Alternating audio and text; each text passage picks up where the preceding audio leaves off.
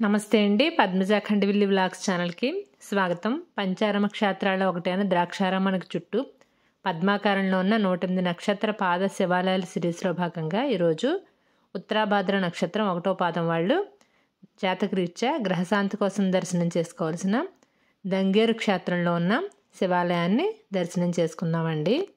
చాళుక్యుల భీమ మండలంలో ఉన్న ద్రాక్షారామ క్షేత్రానికి ఆగ్నేయ దిశగా సుమారు ఒక 11 కిలోమీటర్ల దూరంలో ఈ దంగేరు క్షేత్రం ఉంటుంది. ఇక్కడ స్వామివారు శ్రీ ఉమా సమేతం సోమేశ్వర స్వామివారుగా మనకి దర్శనమిస్తారు. ఈ క్షేత్రం అష్ట సోమేశ్వర ఆలయాల్లో ఆగ్నేయ క్షేత్రంగా చాలా ప్రతీతి అన్నమాట.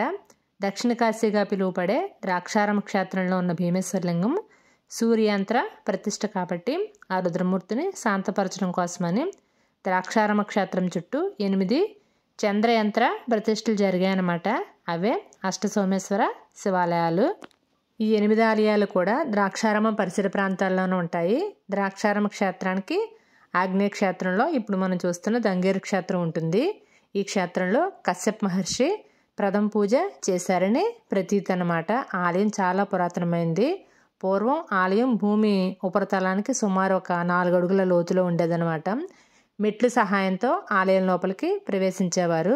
2011 సంవత్సరంలో ఆలయం తిరిగి నిర్మించి పునఃప్రతిష్ఠ చేశారు. ఉత్తరాభాద్ర నక్షత్రం 1వ పాదం జాతకులు అది జన్మ నక్షత్రమైనా లేకపోతే పేరుని బట్టి చూసుకున్న నామ నక్షత్రమైనా సరే ఈ క్షేత్రంలో ఉన్న శ్రీ ఉమా సమేతం సోమేశ్వర స్వామివారిని దర్శనం చేసుకున్న తర్వాత ఉత్తరాభాద్ర నక్షత్రం 1వ పాదం మీనరాశికి సంబంధించిన పాదం కాబట్టి ద్రాక్షారామానికి 2 కిలోమీటర్ల దూరంలో ఉన్న మీనరాశికి సంబంధించిన వేగాయమపేట క్షేత్రంలో ఉన్న శ్రీ ఉమా సమేతం చంద్రశేఖర స్వామివారిని దర్శనం చేసుకుని తర్వాత ద్రాక్షారామంలో ఉన్న శ్రీ భీమేశ్వర స్వామివారిని దర్శనం చేసుకుంటే వీరికి సమస్త గ్రహశాంతి జరుగుతుందని చెప్తూ ఉంటారు. నెలలో ఉత్తరాభాద్ర నక్షత్రం ఉన్న రోజున కూడా ఇక్కడ స్వామివారిని దర్శించి అర్చనలు అభిషేకాలు చేయించుకుంటే కూడా విశేషమైన ఫలితం ఉంటుందని కూడా చెప్తూ ఉంటారు. ఉత్తరాభాద్ర నక్షత్రం వాళ్ళు ఈ క్షేత్రంలో అర్చనలు అభిషేకాలు చేయించుకుంటే వారికి మంచి ఫలితం ఉంటుందని కూడా భక్తులు నమ్ముతూ ఉంటారు. ఈ క్షేత్రంలో ఉన్న శ్రీ ఉమా సమేత సోమేశ్వర స్వామివారి ఆలయం తూర్పుముఖంగా ఉంటుంది. ప్రధాన ఆలయంలో శ్రీ సోమేశ్వరలింగము శ్రీ ఉమాదేవి మనకి దర్శనమిస్తారు. ఆలయం చాలా విశాలంగా ఉంటుంది. ఆలయ ప్రాంగణంలో ధ్వజస్తంభం, నవగ్రహాలు, శ్రీ చండీశ్వర స్వామి, నాగమ్మ తల్లిని కూడా మనం దర్శనం చేసుకోగలము.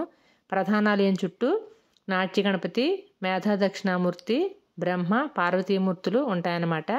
లింగోద్భవం కూడా మనకి ప్రధానాలయం చుట్టూ గోడగూట్లో దర్శనమిస్తుంది. ముఖమండపంలో నందీశ్వరుడు, అంతరాలయంలో గణపతి, కుమారస్వామి దర్శనమిస్తారు. గర్భాలయంలో 18 అంగుళాల ఎత్తుగల పానవట్టం పైన శ్రీ సోమేశ్వరలింగం ఉంటుంది. స్వామివారికి వామ భాగంలో శ్రీ ఉమాదేవి దర్శనమిస్తారు. ఇక్కడున్న స్వామివారికి ప్రతినిత్యం అర్చనలు అభిషేకాలు జరుగుతూ ఉంటాయి. స్వామివారి కళ్యాణం వైశాఖ శుద్ధ ఏకాదశి నాడు జరుగుతూ ఉంటుంది. మహాశివరాత్రి సందర్భంగా విశేషమైన అభిషేకాలు జరుగుతూ ఉంటాయి. ఆలయంలో కార్తీక మాసంలో విశేషంగా పూజలు జరుగుతాయి. అలాగే శరన్నవరాత్రులు కూడా చాలా వైభవంగా జరుగుతాయి. సంక్రాంతి సందర్భంగా కనుమ నాడు ప్రభల తీర్థం జరుగుతూ ఉంటుంది. దంగేరు చుట్టుపక్కల గ్రామాల నుంచి భక్తులు ప్రభలతో ఊరేగింపుగా ఈ దంగేరు గ్రామదేవత అయిన శ్రీ పాపలమ్మ తోటకు చేరుకుంటారు. అక్కడ చాలా కనుల విందువుగా తీర్థం జరుగుతూ ఉంటుంది. ఇక రవాణా సదుపాయాల విషయానికి వస్తే కాకినాడ కోటిపల్లి బస్సులు వయా గొల్లపాలెం, ద్రాక్షారామం, కే గంగవరం మీదుగా ప్రతి గంటకు ఉంటాయి. రాజమండ్రి కోటిపల్లి బస్సులు కూడా వయా రామచంద్రపురం, ద్రాక్షారామం, కే గంగవరం మీదుగా ఉంటాయి. ద్రాక్షారామం నుంచి కోటిపల్లికి కే గంగవరం మీదుగా షేరింగ్ ఆటోలు కూడా దొరుకుతాయి. ద్రాక్షారామం చుట్టూ ఉన్న ఈ నక్షత్ర పాద శివాలయాలు రాశి శివాలయాల్ని కలిపి భీమసభ అంటారనమాట. భీమసభ యొక్క నమూనా శివలింగం వీడియో నేను వీడియోకి చివరిన ఎండ్ స్క్రీన్స్లో ఇస్తున్నాను. తప్పకుండా చూడండి. ఆ వీడియో చూస్తే మీకు ఈ ఆలయాల యొక్క ప్రాముఖ్యత అర్థమవుతుంది. ఇప్పటి వరకు మన ఛానల్లో అప్లోడ్ చేసిన అన్ని నక్షత్ర పాద శివాలయాల వీడియోలు కూడా ప్లేలిస్ట్లుగా క్రియేట్ చేసి ఛానల్లో అవైలబుల్గా ఉంచానండి.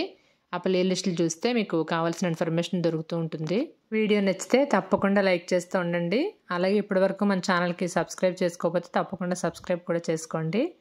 ఎవరికైనా యూస్ఫుల్గా ఉంటాయి అనిపిస్తే తప్పకుండా ఇన్ఫర్మేషన్ని షేర్ కూడా చేస్తూ ఉండండి. రేపు మళ్ళీ మరో నక్షత్ర పాద శివాలయం వీడియోతో కలుసుకుందామండి. నమస్తే.